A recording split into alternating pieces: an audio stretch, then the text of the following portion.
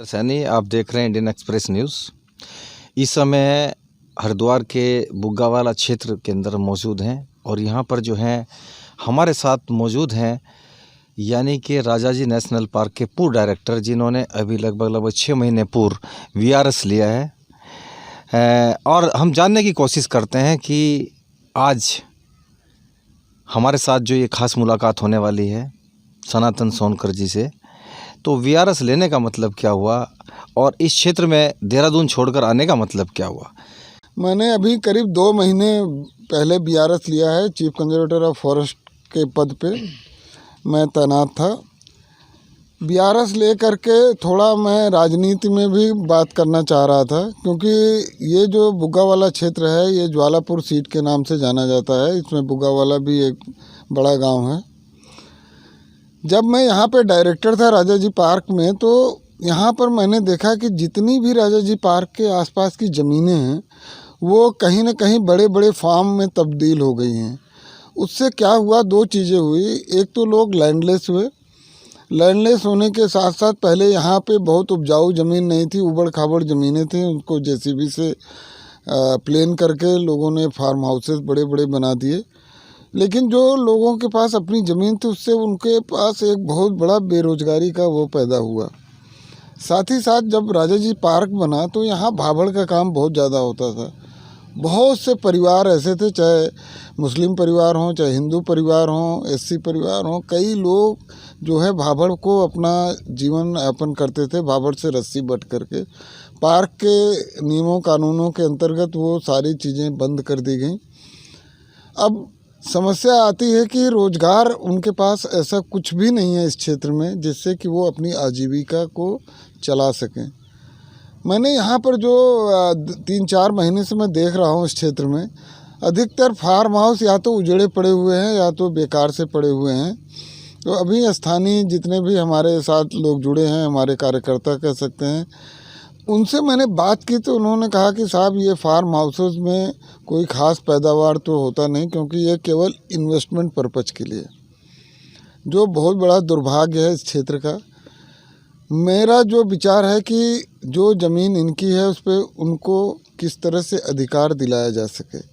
ख़ास करके अगर हम जो मालिक हैं सो कॉल्ड फार्म हाउस के, उनको अगर लीज पे ले करके यहाँ पर तमाम ऐसे कार्यक्रम चलाए जा सकते हैं जिसकी बहुत ही अपार संभावनाएं हैं, जैसे मुर्गी पालन, बकरा पालन, डेयरी का उद्योग, मशरूम का उद्योग। इस तरह के छोटे छोटे रोज़गार से इनको नवाजा जाए तो मेरे ख्याल से इस क्षेत्र की आर्थिकी में आमूल चूल परिवर्तन होगा।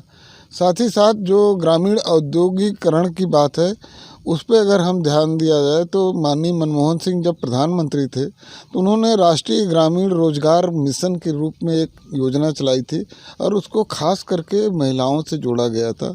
छोटी छोटी मशीनों से धूप बत्ती, अगरबत्ती, तमाम ऐसे कार्य हैं जिसके तहत वो अपना रोजगार आजीविका अपने घर रहते हुए कर सकते हैं। तो इस विज़न को लेकर के मैं इस क्षेत्र का भ्रमण कर रहा हूँ, इस क्षेत्र में कदम रखा हूँ। सर, लगभग काफ़ी टाइम तक आप इस क्षेत्र से जुड़े हुए हैं, क्योंकि आप पूर्व डायरेक्टर हैं राजा जी नेशनल पार्क के। तो यहाँ पर सर ये घाट क्षेत्र है और लगभग 75 वर्ष हो गए सर देश को आज़ाद हुए। उसके बावजूद भी यहाँ पे बेरोज़गारी चरम सीमा पे है, बेरोज़गार युवक हैं, कोई रोज़गार नहीं है। इस पे आपको क्या कहना है? देखिए, मैंने जो बताया उसका जो मूल कारण है कि जो लैंड ओनरशिप थी ना वो धीरे धीरे ख़त्म हो गई। और जो ग्रामीण आर्थिक की व्यवस्था थी, जैसे कोई लोहारी का काम करता था, कोई बढ़ई का काम करता था, कोई घर बनाने का काम करता था, कोई खेत में मजदूरी का काम करता था, वो सारे संसाधन धीरे धीरे मशीन युग में ख़त्म हुए। ये बेरोजगारी के मुख्य कारण है। आपने सर बहुत बड़ा एक कदम उठाया, इतनी बड़ी पोस्ट पे आप थे उत्तराखंड में, आपने बहुत ही बड़ा एक यानी कि फाइनल डिसीजन लिया कि आपने वीआरएस लिया और आप इस क्षेत्र में भ्रमण कर रहे हैं। आपने सर अपनी जॉब को ताक पे लगा दिया।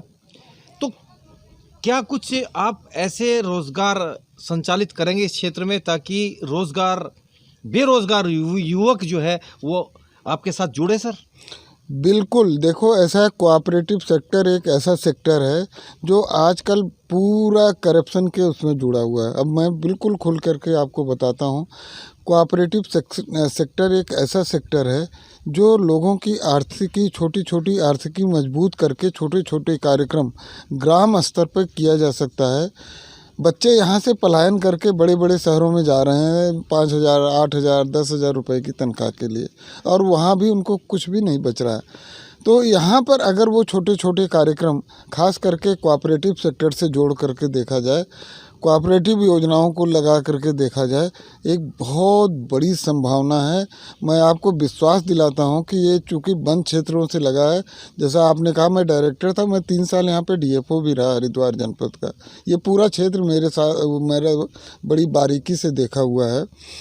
यहाँ पर मैं जो इस विधानसभा का एक ऐसा उदाहरण बनाना चाहता हूँ कि पूरे देश में बिना पैसे की जो राजनीति है उसको कहीं ना कहीं कायम करने की मेरी एक मुहिम है। अब मैं उसमें कितना सफल हो पाऊँगा ये तो वक्त बताएगा, लेकिन जो मैंने थोड़ा बहुत छोटा मोटा शुरुआत किया है उसका रिस्पांस खास करके युवाओं और महिलाओं में बहुत अधिक।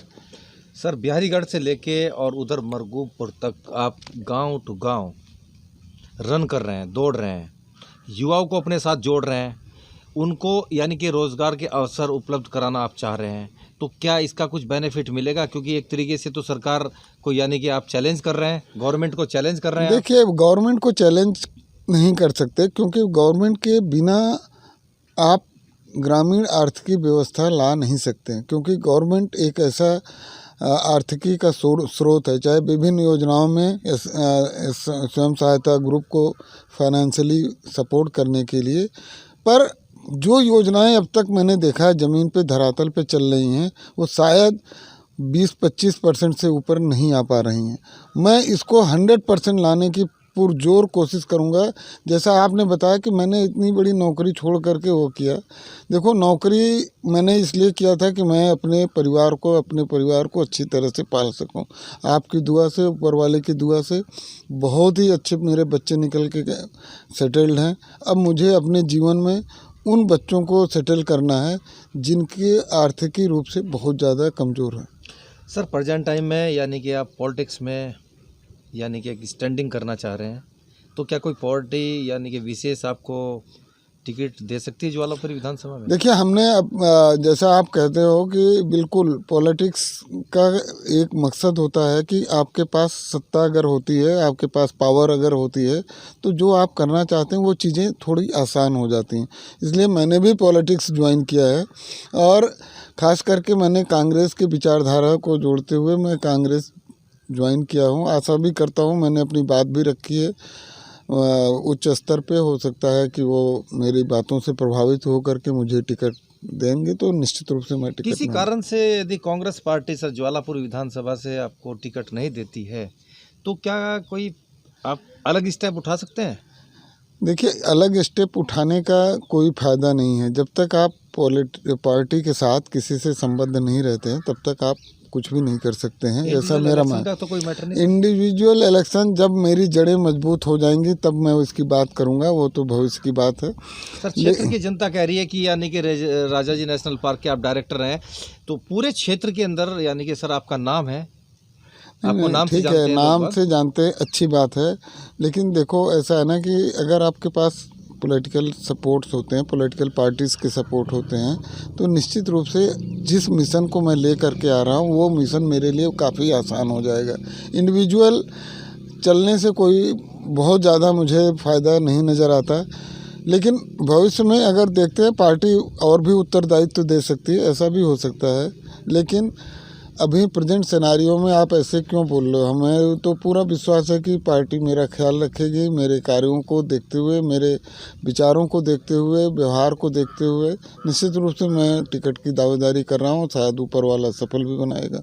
Thank you sir. ये थे हमारे साथ सनातन सोनकर जी, राजाजी नेशनल के पूर्व डायरेक्टर, जिन्होंने वीआरएस लेने के बाद एक मुहिम चला रखी है कि यानी कि इस क्षेत्र में, ज्वालापुर विधानसभा क्षेत्र में, यानी कि जो बेरोज़गार युवक हैं उनको रोज़गार उपलब्ध कराने की एक मुहिम छेड़ रखी है। और देखते हैं उधर दूसरी साइड में सनातन सोनकर जी जो हैं एक राजनीतिक पारी खेलने के मूड में हैं। अब देखते हैं कि सनातन सोनकर जी जो है किसको पलट देते हैं, कौन सी राजनीति पलट देते हैं। और ये भी हमें देखना है कि क्षेत्र की जनता जो है सनातन सोनकर जी को कितना सपोर्ट करती है। कैमरामैन के साथ Yatendra Saini, Indian express news.